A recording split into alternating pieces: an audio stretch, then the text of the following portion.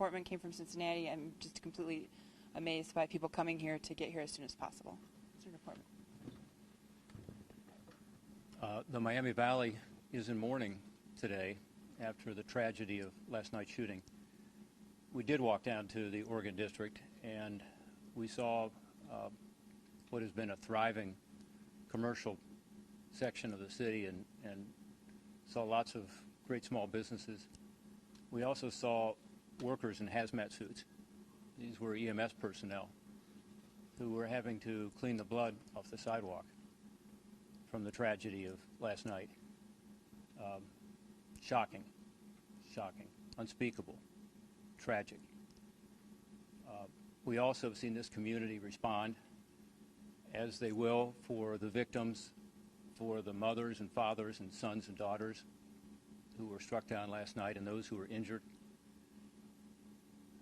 We've seen it here in this community just since May with the KKK rally. We've seen it as this community came together after the devastating hurricanes, which, is still an ongoing project, but I've talked to the mayor a lot about this, and Mayor Whaley knows that I'm impressed with what I've seen is how this community comes together and responds. And we saw it last night with these brave police officers who, in the face of danger, ran straight into it. You'll learn more about this at 4 o'clock.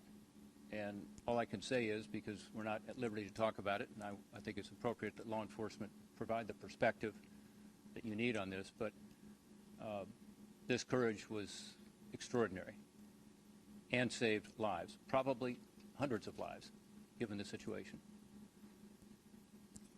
There is also an effort going on in the community that I hope everybody will support, which is through the Dayton Community Foundation.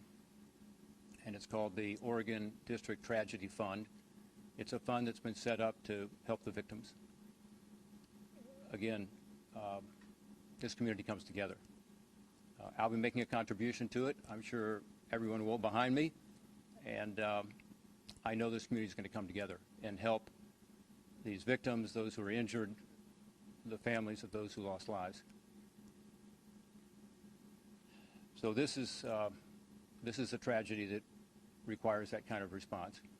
My colleague Senator Brown has talked about legislation. We should also, of course, as we figure out what happened here, learn lessons from it, just as we need to learn lessons from others. And are there more things that could be done? I'm sure there are. But I will say there's something deeper going on here. And if you look at the suicide rates, if you look at the addiction rates, this community's done a good job in responding to it, but it's been at ground zero in terms of the opioid crisis as well. If you look at the mental health crisis in our country today, there aren't enough laws, and in fact no law can correct some of the more fundamental cultural problems we face today as a country. And the shooting last night is an indication of that. So I look forward to working together with my colleagues to try to respond the most effective way possible. But we also have to look deep into our hearts and figure out how could someone point a gun at someone who he had never seen or known and pull the trigger. Thank you. Next, I appreciate the Senator's donation to the fund that the Dayton Foundation has put together. I know that our community comes together, and I know that this will be no different as the other episodes we've had in the past few months. Next, I'd like to invite Congressman Turner to come forward to say a few words. Appreciate him calling me this morning and appreciate him being here as well. Congressman Turner. I want to thank the mayor for her leadership on this day of sadness for our community. This is a strong community, and I appreciate the mayor working diligently to pull everyone together. Also, I want to thank and congratulate the mayor and the police chief on the police presence that was in the Oregon District last night. It was extraordinary that they were able to respond so quickly. As a result of the police's actions, my daughter and hundreds others who were down in the Oregon District last night are alive and are safe today. I also want to thank the first responders, the police and fire who came to the scene and responded unbelievably for our community. This is an unbelievable amount of evil that we cannot comprehend. I appreciate the mayor pulling us together for a briefing today on the investigation that's ongoing. We'll learn more about this particular case. But Senator Brown is absolutely correct, as is Senator Portman, as we look across the country and we see this. We need a national conversation as to how we come together on a bipartisan basis to address this. Legislation, culturally, as a country. I thank the mayor for pulling us together and for her diligent work to try to find answers for the community, and also for the work last night that kept so many safe. Thank you. Next, a state representative, we used to call him Sheriff Phil Plummer, wanted to say a few words. Thanks, Mayor. And again, thank you for your leadership here. We've had some rough times in the city of Dayton, but you've really, you met the challenge and you've led the city. So thank you for your hard work and your efforts here. Just want to let the citizens know you have a great police department, a great fire department here. I went and toured the crime scene with everybody behind me here, and I was hoping it was my last crime scene I toured, but we're back in action. But walking away from that crime scene, I could stick my chest out, and I'm very proud of our first responders. They answered the call. They ran towards the gunfire. When you're up against weapons like that, it's tough on those guys, and they made the call and they took care of business. So thank them when you see them. We can't give them enough awards because they saved a lot of people last night. Fire department, you guys did a great job. And our county dispatch center, they get overwhelmed with, mass situations like this. So they did a tremendous job also. So you guys, let's not let this keep us down. Like I said, we had a rough year, but we always bounce back. We're a resilient community. We're in the game. We're in the fight. And we need to figure this out. So let me ask you guys this. I'm not going to get into policy discussions, but we, the people, make the call. We don't work for special interest groups. We work for the people. So let's sit down and let's figure out a solution to this. It's mental health. It's guns. There's a lot of variables here, but we got to figure this out. So you guys, thanks for covering this. And let's stay strong, Dayton. We're in the game here. Thank you. Thank you. Okay, Deputy Chief Carper will come forward to give any new information he may have. I think it'll be pretty brief since we will have such a detailed briefing at 4 o'clock. Yeah, thank you, Mary, and thank you for everyone's patience. We do have a comprehensive look at this coming up here at 4 o'clock. The only thing I will add right now, we do have a lost and found that's going to be established at the safety building downtown, 335 West 3rd Street. That's the City of Dayton Police Department headquarters, beginning at 10 o'clock tomorrow morning. There were a lot of items that were left in the Oregon District, so if you could spread the word to the public, if any items were left, they can come and retrieve those beginning tomorrow morning. Thank you. All right, questions? Is there a word that you would describe the people of Dayton? I mean, you guys went back to the tornadoes, the KKK rally, this, I heard the word resilient, resiliency. Is there something that sums up the spirit of the people that live here? Are you asking me? Anyone. Well, I will answer, and then anyone else can answer. The word I use for Dayton is it has grit. And I think that is a word that describes what is this community's been through for the past 50 years, the grit of the changing economy, the grit when tough things happen, they come together. There's resilience in grit, but I think that is what makes us so strong and continues to make us resilient. And so I think that describes Dayton and its people in a way that I'm very, very proud of.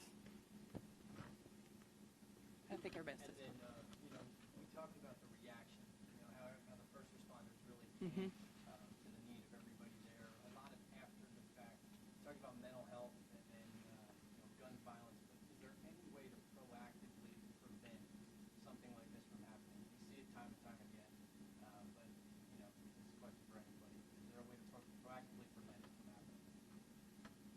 Anybody have a comment? We need to do what's right. If a civilian's walking around with body armor, we call that clues. So, why does a civilian have body armor?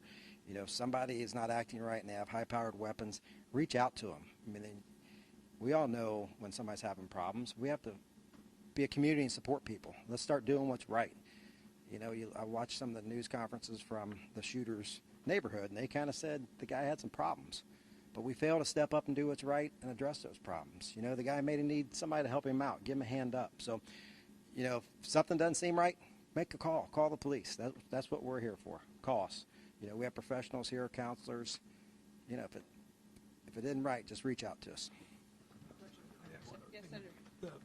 former sheriff said that sort of questioned civilians wearing body armor like that, wearing those vests, ballistic vests. And I say the same about civilians buying assault weapons. We tried an experiment in this country from the mid-'90s to the mid-next decade for about 10 years of a ban on assault weapons, and it didn't get every assault weapon off the street, but it did make a difference, and there are probably hundreds, if not thousands, of people alive today that might not have been alive if we hadn't had a law prohibiting the purchase of assault weapons. And those weapons don't belong, they're not weapons for hunting.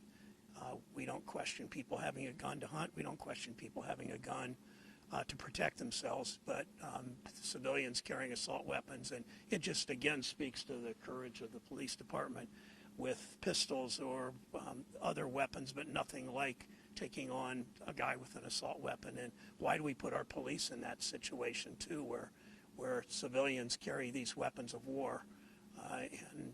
It's an unfair match by any stretch. Senator Portman, a question for you, sir. The 2019 rate, there's going to be mass shootings tomorrow and another one the day after and every day this year. You mentioned earlier in your comments that you're sure something's more to be done. Do you have a day in mind or a week in mind or some having a plan, something to address these issues?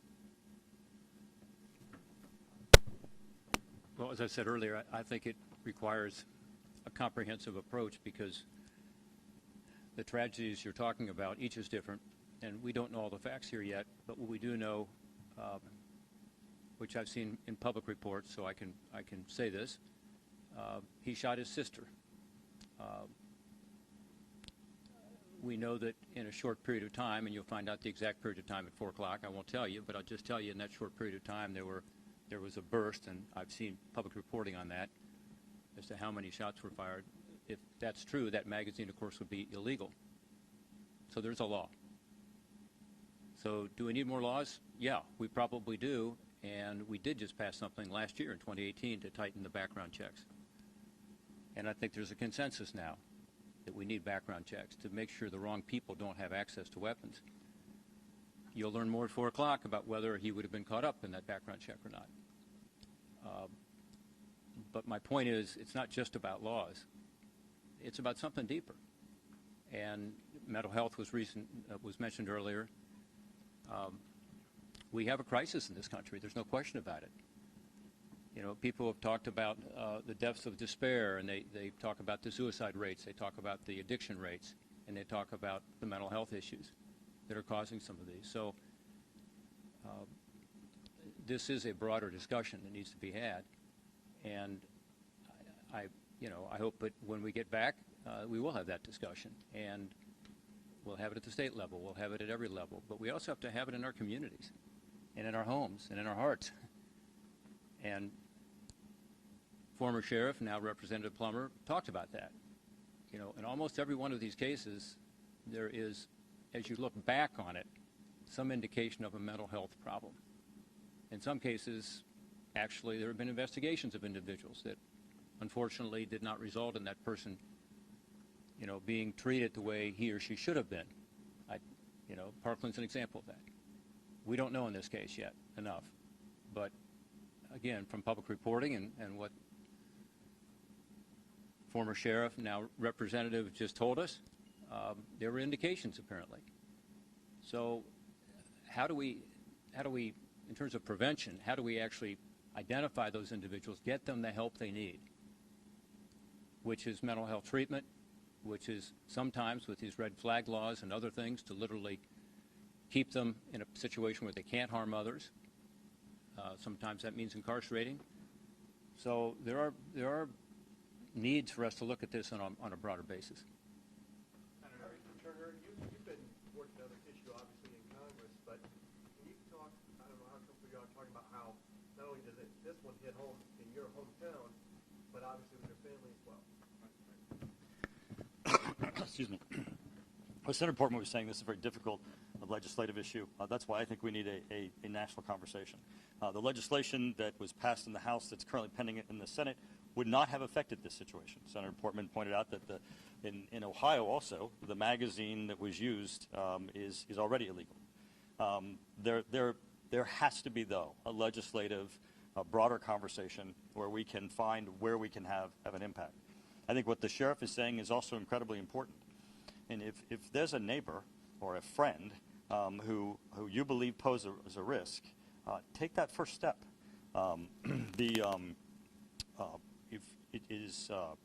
It's unthinkable for us how quickly our own families become so at risk. And this is why this is so important for us to pick up the phone, say there's a problem, say that there's an individual who appears to not only be a threat, but perhaps have weapons or caches to the extent that they have nefarious intent. I think that the former sheriff, state representative, has a great call to the community that if you see something, say something.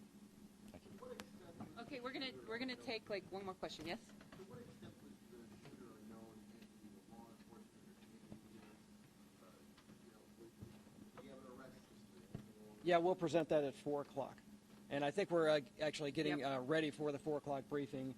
So rather than put you off to 4 o'clock, maybe we should Right. put it off to 4 o'clock and so we can present what we have, and that'll answer a lot of questions. And I just want to thank the senators and congressmen for coming this evening and this afternoon, and appreciate. And I'll see you guys at 4. Thank you. Thank you. Thank you. Appreciate it. Great job. Good job. Glad you're back. Thank you. Glad to be here.